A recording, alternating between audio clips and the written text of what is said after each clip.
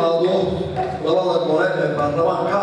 jamhuuriyadda Soomaaliland oo aan ka jeediyo khudbadii iskuulka ahaa ee sanadka 2018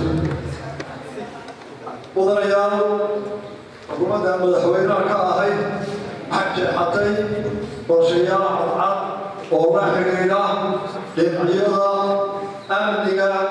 siyaasadda arrimaha dibadda dhaqaalaha iyo horumarka kaabayaasha dhaqaalaha arrimaha bulshada maamul wanaagga iyo daadejinta maamulka garsoorka iyo cadaaladda iyo cimilada isbedeshay doorashooyinka iyo koonka oo doono warbaahinta inkastoo ay xukuumaddu muddo 100 maalmood ah oo keliya ah xilka qaranka haysay haddana waxaan isbeddel la taaban karo ka muujinay hagaajinta nidaamka maamulka iyo hay'adka dowladda iyada oo ay haglinteeda saldhig u tahay isku duubnida iyo dadaalka qaybaha kala duwan ee waaxyaha xukuumadda oo isku duuban iyo shacbiga oo taageeraya muddada kooban waxaa qaaday tallaabooyin dhinaca waxqabadkaas sida dardargelinta heshiiska dekeda berbera oo saameyn weyn ku yeelan doona dhaqaalaha ganacsiga iyo horumarka Soomaaliya heshiiskaas oo ay saxeexeen saddex dhinac waxaa dhowaan la bilaabi doonaa mashaariic waaweyn oo horumar dhaqaale iyo shaqo abuur u keeni doona waxa kale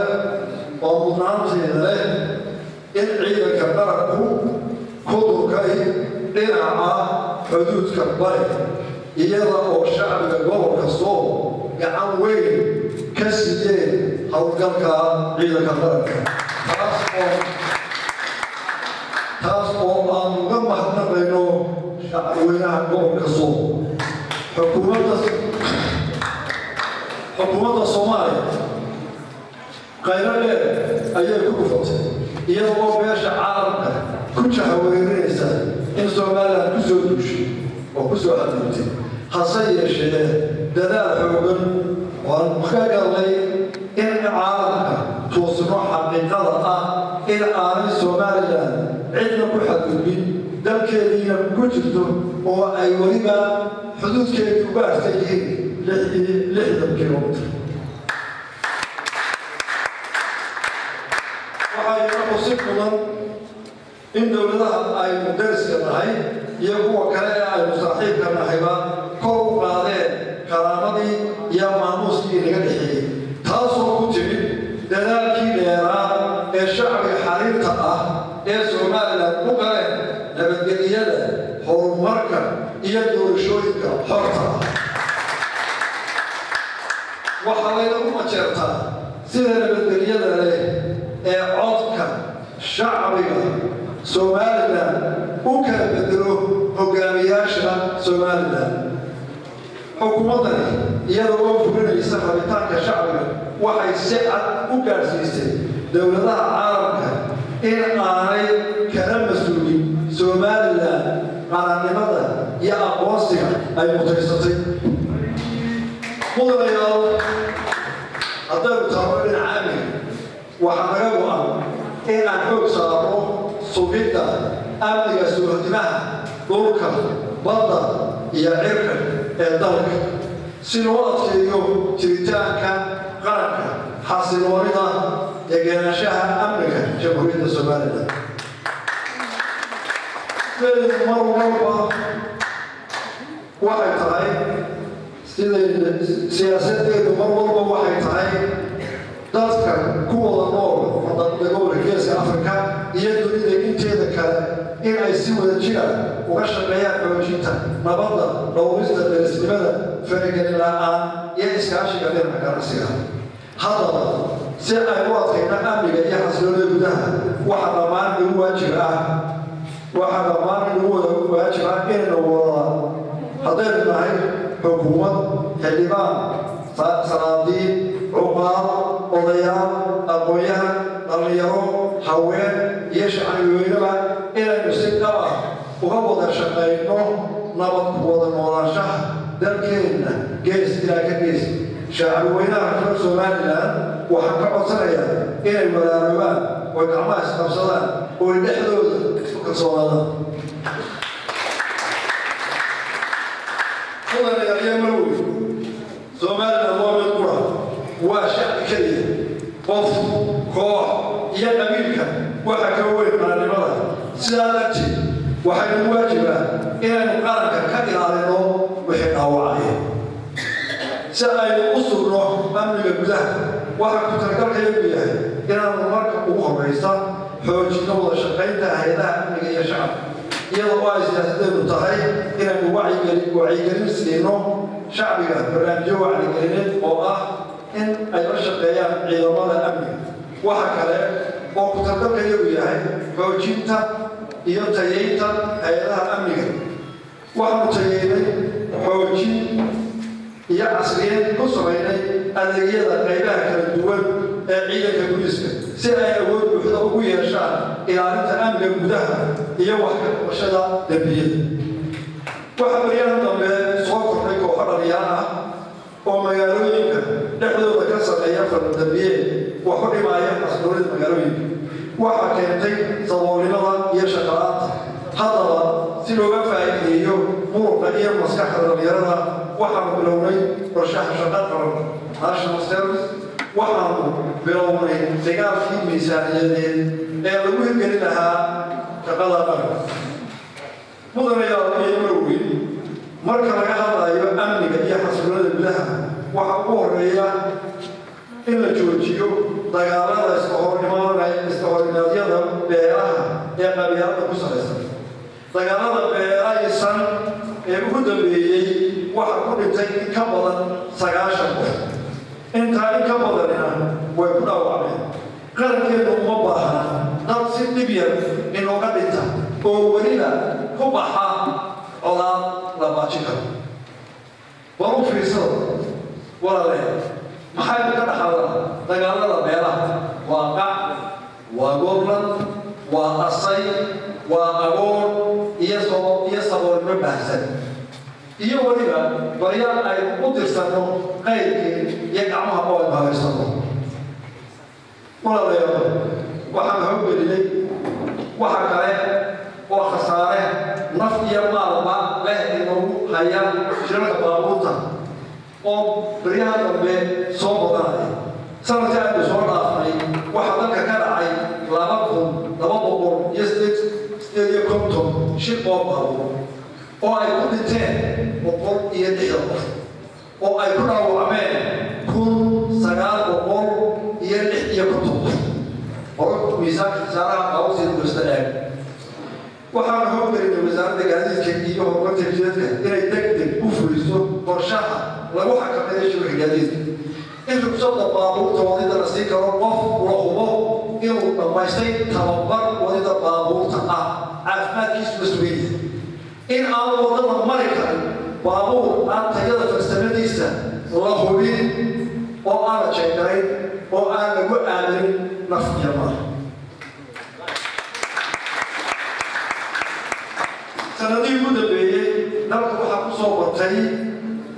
sanadihii ugu dambeeyey dalka waxaa ku soo batay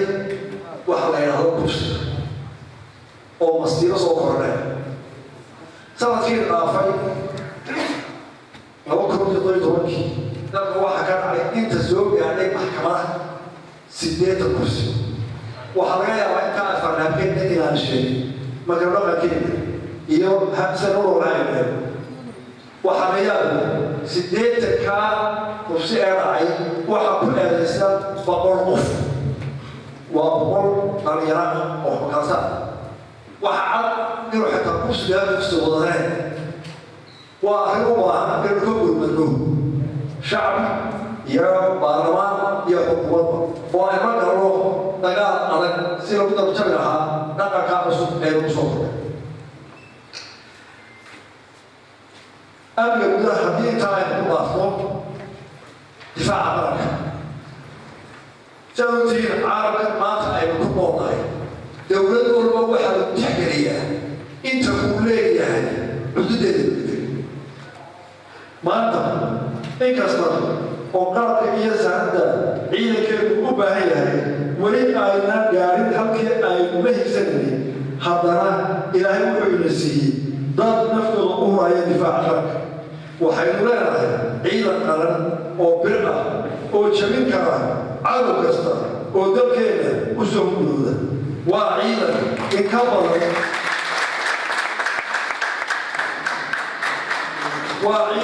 in ka badan afartan sannadood u soo taagnaa xoreynta iyo difaaca qaranka jamhuuriyadda Soomaaliya waxay leeyihiin feejignaan xirfad dagaal niyad adag u adkaysi xaaladaha qalabsan iyagoo aan qaadasho diiran waana hanteen inay qaranka ka badbaadiyaan cadow kasta u soo gudooda walaalayaal dowladda iyo shacbiga waxayna waajiba inaan u hurno ciidanka qaranka dhismihiisa iyo daryeelka naftooda ciidankaa aynu ku seexanno ee ku nabadgala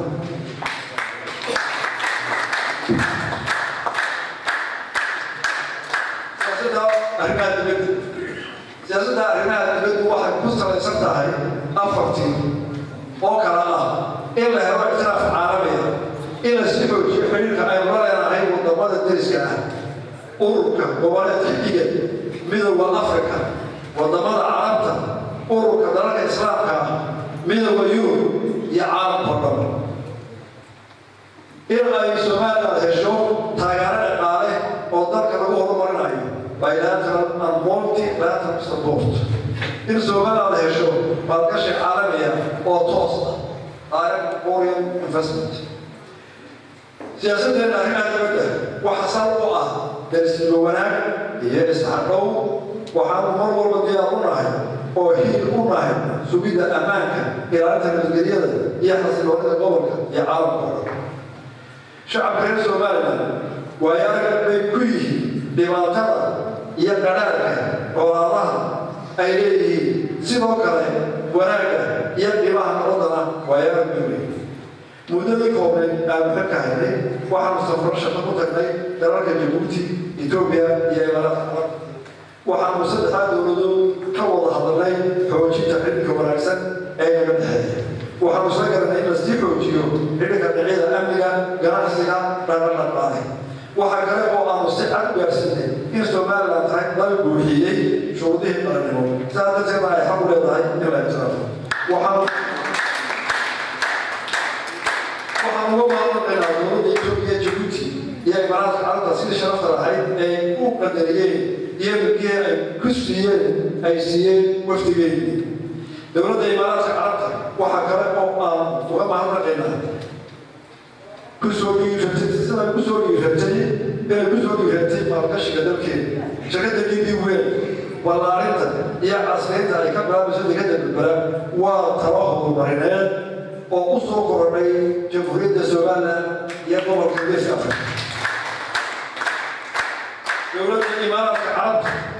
madaxdooda iyo shacbigoodaba waxaan uga mahadnaqaynaa hiilkii bareerka ahaa ay isla garab taageen shacbiga jamhuuriyadda Soomaaliya iyaga oo warbaahintoodu gaarsiisay caalamka oo dhan taariikhda dalkeedna nabadda dimuqraadiyadda iyo horumarka dhaqaale ee dalkeenu ku socdo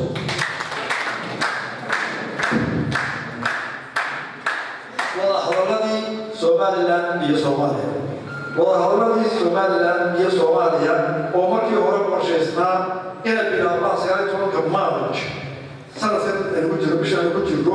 waanu joojinay sababta oo ah xukuumadda muqdisho ayaa weerar ku soo qaaday dalkeena nimanka muqdisho jooga ee weerarka daawan ku soo qaaday sharciya caalamka oo dhan baa og in aynaan shaqo ku lahayn waxay aadisteen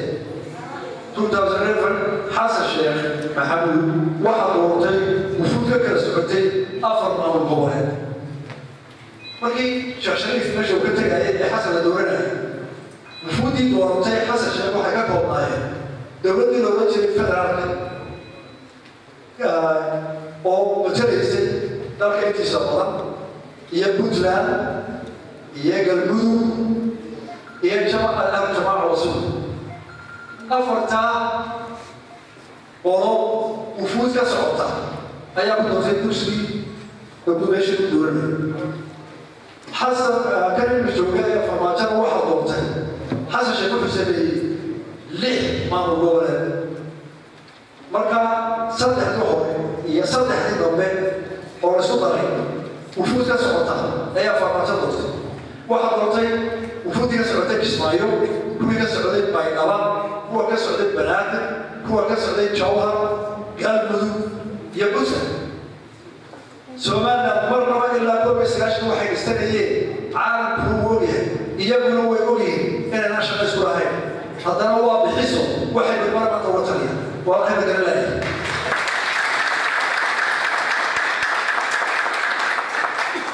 فقالها يهور مركا كان يروح قبض يهور وحصل نقال ضلنا اسم كريماي نقال ساوي وحنا بقولنا كم عند إله نقالها هي وحصوصات سيدا حولها بيرا كرميسية بيجيدا خيرات كوركا كوز دي سكدو حكومة دي waxay ku shaqeynaysaa dhiirigelinta maalgashiga gudaha iyo dibadda anagoo u aragna in maalgashigu wax weyn ka tari doono kororka dakhliga kobcinta dhaqaalaha iyo shaqo abuurka dhalinyarada waxaa la abuuray wasaaradda horumarinta shaqaalaha maalgashiga oo u gaara hawsha dhalinyarada waxaanu bilownay nidaamka cashuuraha iyo ilaalinta ilaha dakhliga dalka mid dadban iyo mid toosan anaga oo talaabooyinka ugu horreeyey qaadanay waxaan xoojinay nidaamka dakhli ururinta waxaan dadaal adag la gelaynaa musuqmaasuqu noocuu yahay oo idinkala tiratina gacanna ku siisaan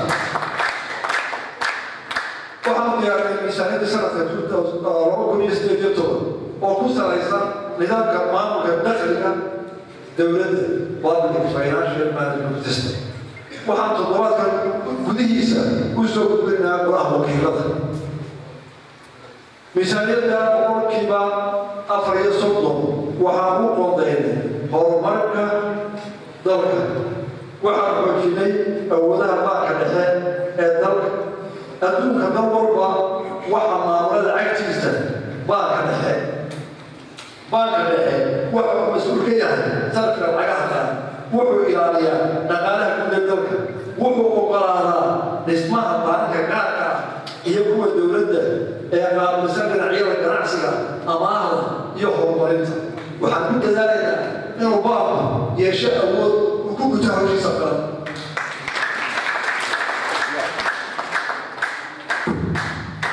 cashuurtu waa lafdhabarta dowladnimada sidaa darteed waxaa waajib ah in ay bixiso cid kasta oo cashuurtu ku waajibto si ay awood ugu yeelno in dakhliga iyo baahida dalku isu daboolaan waa in la helo cashuur dhamaystiran waxaanu ka dagaalamaynaa in la musuqo iyo in laga faa'iidaysto oo dana gaar ah loo bixiyo cashuurta dalka waa hawl adag oo u baahan dagaal qadhaan iyo iskaashi qiimada cashuurta Soomaaliya wuxuu culus weyn ku hayaa bulshada gaar ahaan dadka dayarta sidaa darteed waxaa u magacaaba guddi gaar ah oo xal u hesha arrintaas kadib marka ay la tashadeen aqoonyahanka faraha badan waxay soo saareen go'aamo aan u aragnay inay wax ka bedeli doonaan qiimada cashuurta fulinta go'aamadaas waxay bilaabeen 13 bisha Maarch inta badan waxaa si caado ah hawlaha culus marka la bilaabo waxaa ka soo baxa qodobo lama filaan fulinta hawlaha waxaa ka soo baxay ruuxan sarifka suuqa ah oo xoog leh waxaa jiray in shirkadaha qaar ay lacag badan oo elektroonika u hayeen macaamiishooda sidii lacagta si u gaari lahayd daafaha dalka oo dhan ayaa maalmo jiitatay waxaanu go'aaminay inay arrintaas ku soo xidhanto berrito 26 bisha Juun oo ah bisha ku jiro bisha Maarch oo ah bisha ku jiro waxaan aad u mahadnaqaynaa shirkadaha suuqa sarifka ku jira dhammaantood oo si wadaneed leh hawsha loogu garab galay waxay naga qaateen qodobo aad u adkaa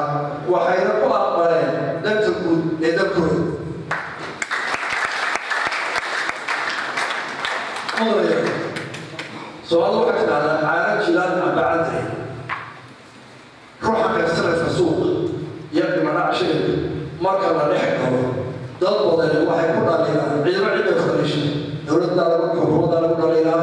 oo ilaalada badan bay isku qasoo geliso iyada kalori waxaa lagu dhalinaa shirkadaha waaweyn oo waxa shacabkooda u turimayaan iyagu lacagta warsada waxa lagu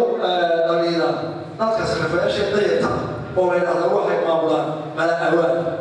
markaad guda gasho ee cid walba eegto ee qof walba ka waraysato waxaad ku muuqanaysaa qof waliba ka gidaarka fadhiya suuqa iyo ka shirkadda weyn ee maftiirarka leh iyo xukuumad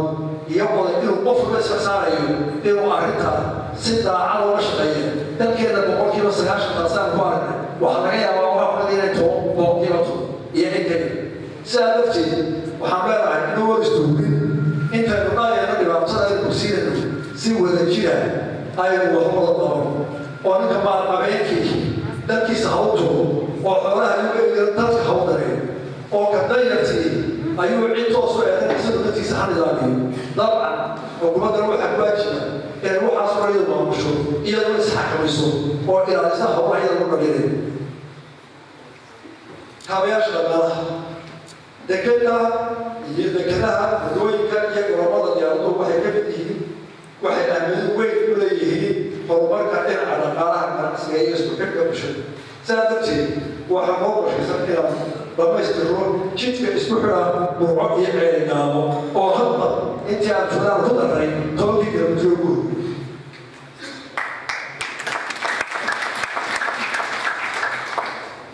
jidkaas wuxuu qiimo weyn ugu fadhiyaa qaranka waxa kale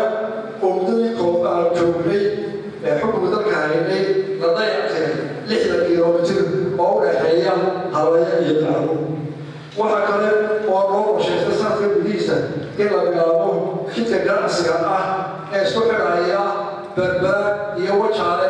berbera corridor waxa kale jidka berbera corridor oo fududayn doona inay Somaliland qayb ka noqoto dhaqaalaha iyo isku xidhka bulsho ee gobolka Geeska Afrika arrimaha bulshada dhalinyarada marka la eego tirada shacabweynaha reer Somaliland boqolkiiba 7 waa dhalinyaro da'doodu u dhaxayso 15 ilaa 30 sidaa darteed waxaa loo qorsanahay in dhalinyaradu yihiin xoogga iyo laxaadka qaranka waxay naga mudan yihiin in ay u diyaarino mustaqbalka iyadoo lagu soo hirto waa in ay helaan tacliim tayo leh oo gaarsiisan waxbarashada adduunka sidoo kale waa inay caqligooda iyo cududooda u carbinaa una diyaarinaa in ay galayaan hogaaminta iyo horumarka dalka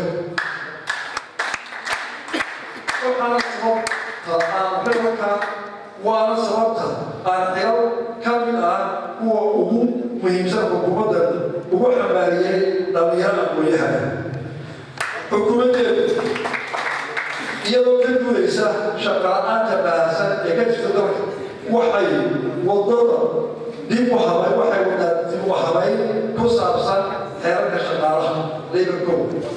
marka uu qorshahaasi dhammaado shaqadu qofku waadin qaban karo u ogolaan mayno qof ajnabi inuu dalka ka dhigto waxaa dhowaan aasaasay sanduuqa horumarinta dhalinyarada kaas oo aanu ku shubnay lacag u dhiganta 200 milyan oo Somaliland shilin ah oo u dhiganta 200 kun oo doolar waxaan codsanayaa shacabweynaha Somaliland dhammaantiin in sanduuqa lagu soo rogo oo ay ku gaarsiino dhaqaale xoog leh oo dhalinyarada laga maalgelin karo sida shaqaalu u samayn lahaayeen ama amar u filayeen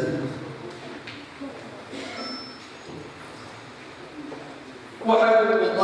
nidaamkii sanduuqa loo maamuli lahaa waxbarashada sida la ogyahay dalalka dunida waxay ku kala hormaraan sida ay ku kala hormarsan yihiin dhinaca tacliinta sidaa daraaddeed waxaa laga maarmaan ah in ay waxbarashadeedu la jaan qaado horumarka iyo xawliga ay ku socoto tacliinta casriga ah ee caalamka waxaa xukuumaddeedu u qorshaysan tayeynta iyo dib u habeynta manhajka waxbarashada ee dalka iyo in la helo siyaasadda waxbarasho oo ku salaysan baahida iyo duruufaha dalkeeda si loo beegsado himilada helista waxbarasho loo siman yahay iyo tacliin casriga waxaa mudo in arday kasta oo dhigta dugsiyada hoose dhexe helo buugaag manhajka waxbarashada dalka ah oo bilaasha taasoo ku kacaysa lacagda 1.2 bilyan oo Somaliland shilling ah taasoo u dhiganta 1 bilyan iyo 200 oo dollar Mareykanka ah sanadkii.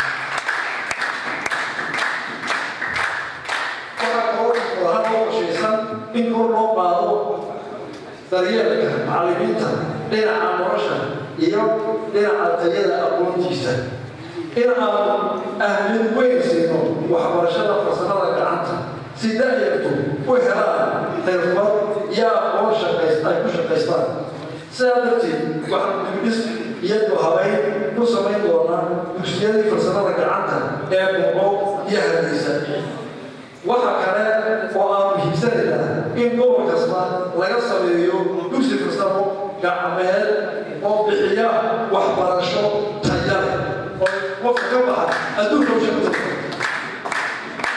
waxaan muhiimgelinaynaa akhriska ardayda reer Soomaaliya waxaan muhiimgelinaynaa maktabado wax akhris public libraries in laga helo gobollada oo dhan. waxa kale oo dib u habeyn iyo tayeyn ku samaynaynaa waxbarashada jaamacadaha dalka si ay ula tartamaan dhigooda adduunka. walaalayaal waxyaalaha waa dadka ku cusub waxay leedahay 54 secondary school dalka 54 secondary school ee dalka jira waxa ka jira 2 jaamacadood. waxay u baahan tahay halkaa inta loo eego waxay u baahannahay jaamacadu dadkay soo saaraan inay leeyihiin aqoontii ay adduunka ku shaqtigahay. markaa waa waajib in dib loo habeeyo oo dib loo qiimeeyo jaamacadaha dalka.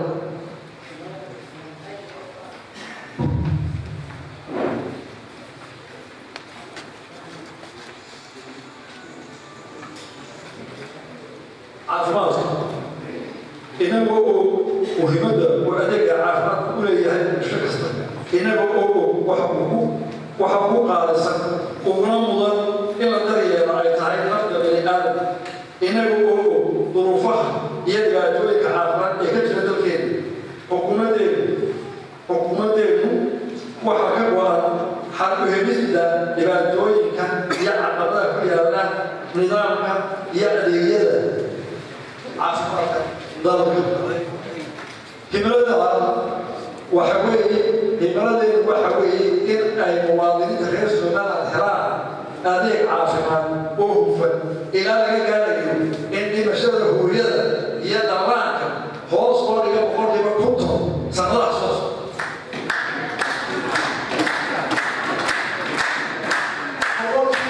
hoos loo dhigo geerida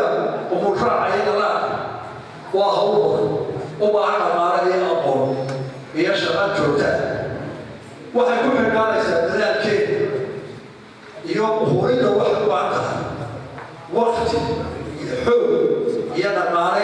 iyo aqoonba halba intaaynu ku gaarno muddada aynu ku gaarayno inaynu hoos u dhigno dhimashada hooyada iyo dhallaankeeda.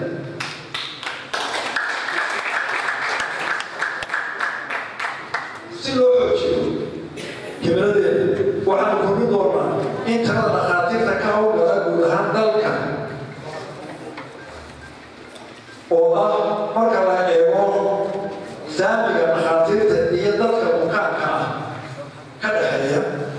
halkii dhakhtar ka hawlgalo hal goob caafimaad waxaa ku soo beegmaya 3,500 oo bukaanka.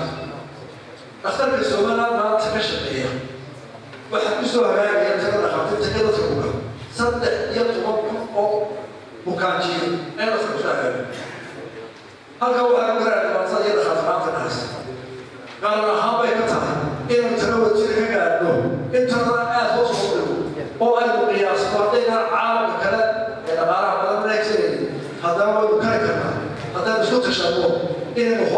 له تيرا لو كان شيء فكسر شوية يكون بعد أختار يابوتين وهذا يسوي تشتت أو يمكن على أهل برا سعيد برشة وهذا يسوي تشتت أو أي وارد وكتير على ذلك إننا عارف ما تقول كتير سنة هيئات يقرأ كنيسة ولا سوق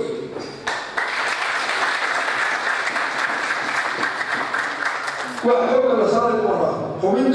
تخصصا يا أبوك الخاصة كاو على النار وحمد خير ولا صدق يا فرشة وباع سأي نفط قفة يا عفمات المواطنين يا عفمات المواطنين أنا أقول عن عصير وحيقولنا حيوانات لابد لو واحد يسير ولا على تي في يجري وعفمات يوحداشر هذا يقاس كعسي كلام وأشوف حوله يدل أقوال الوقت كله وحيكون صعدا وعدد كيلو عفوا درجة يوحد الشيء يقوم بتحقيق ونتيجة حكومة هي شعب يبقى لنا كم ما تسيقنا وقوم تغيير إن كذا هذا إن أنا عارف يوحد الشيء جميل كعكس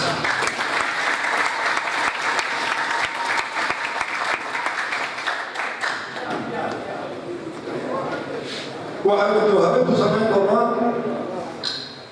هيئات إعارة التجارة وتكتور إجز سموهين كارو فيدورك يتجارة داويك عنطرة يدمان وحكين كأه دلك لكينا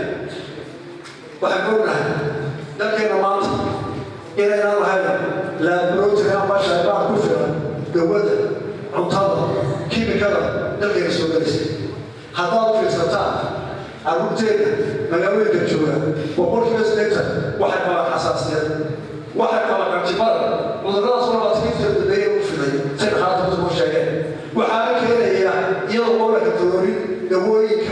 يكيد كذا يمتلك من مفعول كذا سنة بليس وحنسرق يميننا شيبار كمبارها وحن حوجنا أولا هيئة كفرقة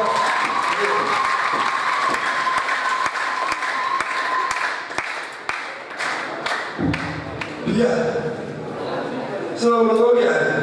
هو هذا دولة مرشح بين آدم ما يرى وضلك كاملة وحكتها باهديون أو كردون عمل ليس بدش وحكتي روبيا ما هذا روبيا وحد يمين أماره استلجوه أماره يا أخراكما ويسوستني وحكله وينادي حرات الجيران يا أولي الرمالة أبي جوجيتا يبي قديتا وحفظان ذلك إنتي سبب إنك تكتب يا الحب توصل عاصمة ذلك وحيوانات هاي مالتي لحدا كون ومترتان وبيا أما 1 مليون وكيلومتر بيا ذلك ما تقول رأي وحيشا سجال كون ومتكوبي وإن كان مقولك مريض وحيوانات وهذا سجال أو كوي ماذا خرج بدن يدي بدن إن كان بدن لو بقول أوكم وصارك بريك أيام بحا شلال سجال كون تكوي رويدا وهذا في نهار بعيد لكن تيجي كذا هاي أنا كرتون وما رحبنا أيام سهوا ولا وبفرجي مشاريع بيو كايدين يبيو قدسنا هسه شيء إنتو ما يغير كنديس sababtoo ma laha qorshe sugan gacan bahayn joogta iyo kormeer labaatan sano u dambeeyay haddii la qiyaaso jimciyada barwaaqo ka dhaxaysa iyo hay'adaha wax caawiya inoo soo saaraan lacagta biyaha la direeyo malaayiin boqolaal milyan oo deynaya ay noo sheegtay waxaas oo wala kooxdooda waliba ama NGO waliba ama afar qof oo walo triida caraya halka doonaan bay geeyaan lama saxayo lama eego biyaha ku jira lama eego yaa gacanta ku haynaya biyaha la qoday oo maamulaya lama eego oo kormeer laga soo qodo inta badan wabiya tusaan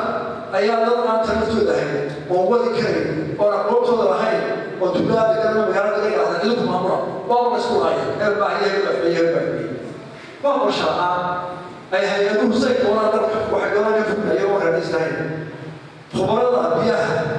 markii aan la tashanay waxay ku taliyeen waxa ka faa'iido badan oo ka kharash yar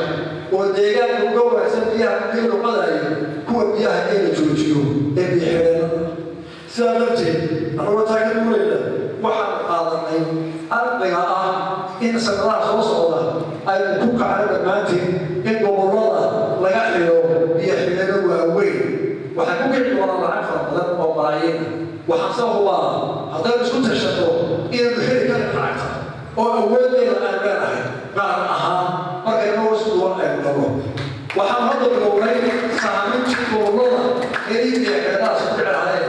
oo aan u kaashanayno khubarada aqoonta u leh cilmiga biyaha waxaan ku tartigaa xilligeedu yahay 5 sane soo socda inaynu gobol walba ka xigno daamoon waaweyn oo boqolkiiba 60 hoos u dhigi kara haraadka dalka ka jira gobollada waaweyn oo dhan maamulada iyo maamulada waxaan usay wararka wadada oo kooban oo ay ku jiraan wasaarada cusub kuwaas oo wax weyn ka tari doona horumarka dalka iyo adeegyada bulshada saa ugu qorsheeyay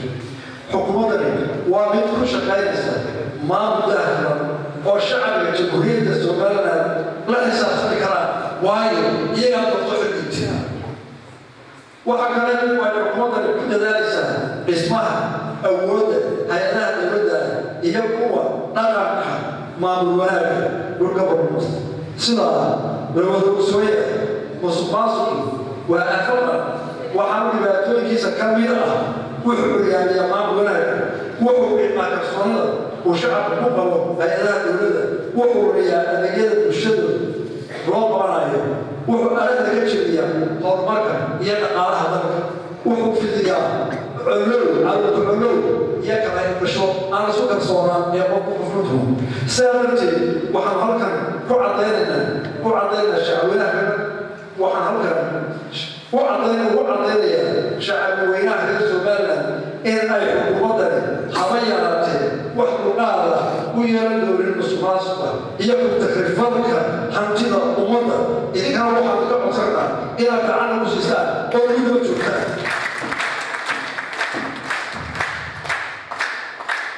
waxaan ku sheegay barnaamijyo lagu dagaalamaya musuqmaasuqa waxaan beesha caalamka ka codsanaya inay gacan naga siiyaan wixii aqoon iyo farsamo ah ee lagu dagaalamayo aafada qaran musuqmaasuqa dowladaha adduunka oo dhan ayuu ka waaday oo uu dhibay caalamkooda wuu ka dadaalaya haddana weli wala rafanaya marka waxaan u baahannahay aqoon iyo hanti iyo farsamo inaan uga dalbato caalamka si loo dagaalami lahaa musuqmaasuqa waayo waxaan aaminsanahay inaynaan biyo cadna helayn caafimaadna helayn waxbarashana helayn inaguna aynaan hoosta aynaan isu kalsoonaan inta aynu isu dareemayno musuqmaasuqa iyo gobolka qofka helaya inuu hantida qaranka si gobolka helayo garsoorka iyo cadaaladda waaxda garsoorku waa waax muhiima oo ka mid ah sadaqadaar ee ku salaysan yahay qaabdhismeedkeeda xeelejinta garsoorka iyo fulinta cadaaladdu waa nidaamka sida xabagta isugu haya xiriirka iyo wada noolaanshaha ummadda waa nidaamka ilaaliya xasiloonida iyo degenaashada bulshada waxayna xaqiiqadu tahay haddii ayna garsoorka iyo cadaaladdu inaga xumaadaan in qarankani aanu cagab ku taagnaan karin sidaa awgeed haddii aan ahay odayga 3 daraar ee dowladda waxa aniga iyo xukuumadda noo qorshaysan in la hagaajiyo lana xoojiyo nidaamka garsoorka iyo cadaaladda waxaa jira howlo badan oo socda oo ku saabsan habeynta iyo tayeynta nidaamka garsoorka waxay xukuumaddeedu ilaalin doontaa xuquuqda guud ahaan ee muwaadiniinta reer Soomaaliland iyadoo oo si gaar ah loo sii ilaalin doono qaybaha bulshada ee nugul sida haweenka naafada carruurta iyo dadka tabarta daran waxaan xooga saari doonaa qaabiyatiirka wixii shuruuc ah ee la xidhiidha garsoorka iyo guud ahaan xeerarka qabyada ah ee dalku baahida u qabo waxaan xilligan هوري واحد هوري يا رجوياش خير جدا إلى شر يطول خير وحنا كينا وقعد صنعنا رجوياش خير جدا إلى 6 ساعات وأصدقاء خير هوري هذا يبغى كلام أملوان إذن كان دونه إذن كم خبراء إلى خير الناس وفقسيه دستورك يشرع الإسلام كا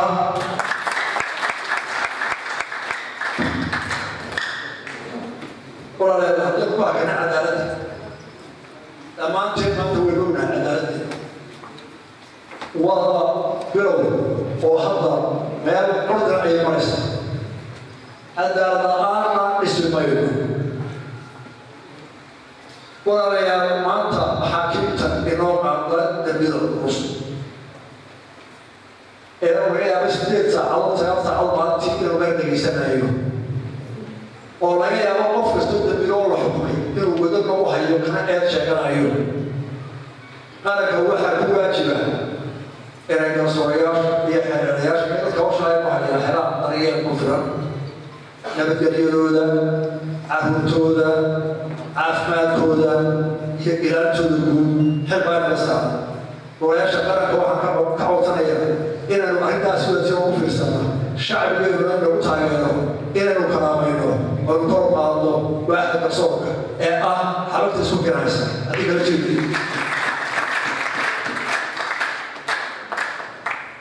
abaaro ma aha waxay ku cusub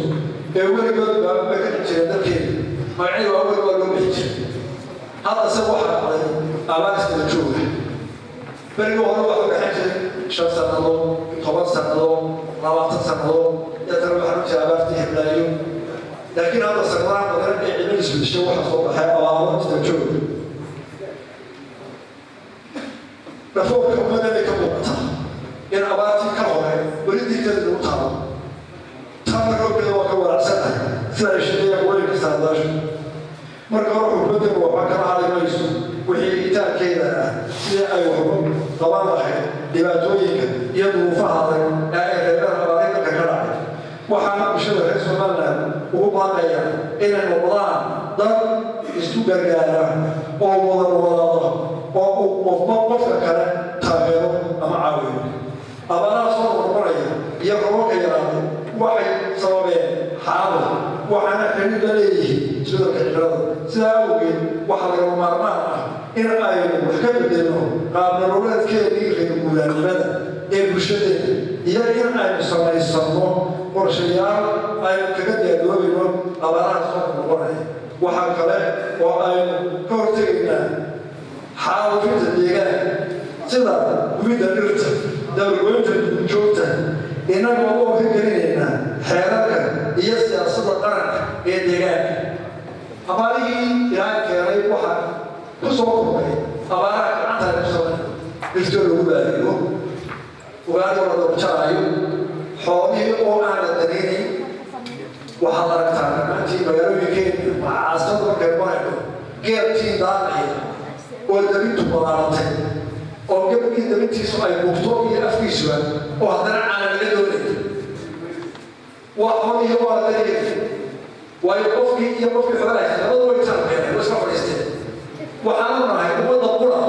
ee hal wax oo qura dhoofisa ama hanti qura haysata waa xoolaha هو الرأي هذا الرأي ماذا ما تجوز أي حد عايز هم زي ورياش هذا الشيء يا حكومة يا برايفت سيكتور بس كان ترياش عباد عن واحد حتى إذا سارين وحوي والله أركن نعمل ويستبش حواليه بدأت عليه ويصير الرأي لكن يوم عينه والدول كان يقول بركة عياش ولا بفريق عملي يعودك أما عندي dadka nolol labaad lagu samayn lahaa inagaynu hortaada waa la heli karaa marka waxda isu darko dhulba xirfad bacda goosirto xirfad kale aday loo kala bari karaa walaalayaal maanta dadkeena mas-uuliyadda haya waxayna saaran inaynu qorshayaal mustaqbalka dhawaa dadkeena barakacaya cayloobay ee aynu ku dhignay wadooyinka iyo dugooyinka barakacayaasha dhaano ay weliba nagu ceebka tahay bariyada joogtada ee qaramada soo gaara حالنا نبهنا وين هم بس فرنا والله هو مطلع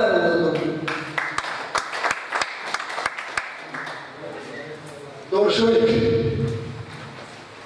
nidaamka siyaasadeed ee hanaanka xisbiyada badan iyo dimuqraadiyadda ayaa dalka ka heli karay waxaa suurtagal ka dhigay inay noo qabsoomaan doorashooyin isdaba jooga kuwaasoo dhammaantood ku qabsoomay sirabeliyaan doorashooyinka ay doorashadii ugu dambeysay aahantii madaxtooyada dabeeqadii sanadkii hore doorashadaas wax weyn ayay ka bedeshay korna u qaaday sumcaddii siyaasiga ah ee ay dowlada ku ahayd iyadoo oo aragtida meesha carabku ka qabta dalkeedu kor u kacay boqolkiiba tijaabaya doorashadii ugu dambeysay waa ogeeyey sanadkii qolada meelaadada deeqbixiyaasha ama qaadabixiyaasha in laga taageera ee loo yimaada waxay nagu yidhaahdeen waxba idinka caawina waxba maqashaysa calaan iyo cagajulayn iyo hurufay ku dareen waxay nagu qasbayeen inagu danaheena ku basay u aragna halkii qabo karo haddaynu kordhino inagaa u leh danteena inagayga ka ogeyn danteena inay ka boodeen waxay dabceen inagu qasbaan fikirka ay kala yimaadeen iyagu caqligooda taasna way suurtagelin markay danteedii qabsanayna anaga sidaasii ugu fulaysaana waxay dhahdeen waxba isma caawina doorashada dumisay sidaasii laga dhaqaameen waa isku tashan shicib iyo xukuumad iyo golayaal waynu isku tashan doorashada waxaa baxay kharash dhan 420 milyan oo doolarka maraykanka boqolkiiba 450 Soomaaliya la bixisay kortaankeeda ogtihiin iyagu waxay bixiyeen boqolkiiba 40 قولي لكم هذا شركات مديرية نيك العقد بلده أنا قلت لهم ما كان إنه هو السبب إحنا خارج كم تقول يا وقتي يا شرع سمعتي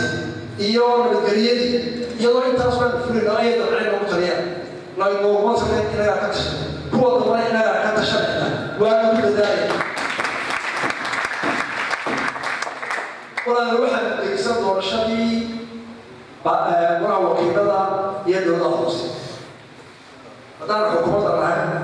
أنا واحد فينا وأعمل كصوبها ولا شيء تجد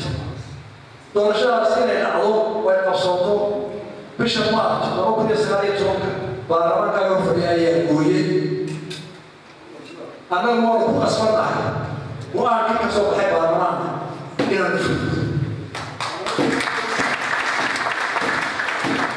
سألت سيد محمد واحد يقول أنا أسمع وأنا كانت تقول سنة عنه بس إنسان إلى الدورشة صوت وصدفتي طيب صوت الأول وأنا وكيلو شرطي توصل كل مرة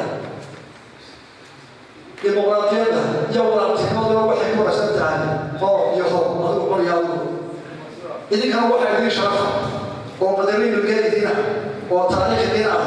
إن لا نقول الله دري من الحكم بدأ مسلم إلى فريا بدأ نقول قوي وحده كبد شوي أنا نقول الحكومة ما بكرهوني وقت الجدي وإذا لو بس عشان مويا دوشة بسوي سأل سوق على يوم مثال دوشة دولار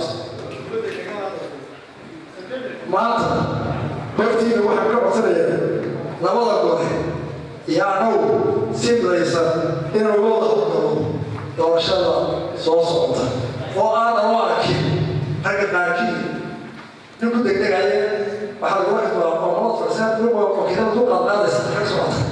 waana midkood ma fikraya waxa ka soo baxay waliba maxkamadda sare way taageertay oo waa saxay waaka marka labadii hore iyo maxkamadda waxa ka ga saar deegaanka iyo wadaaya noocan ma jeedin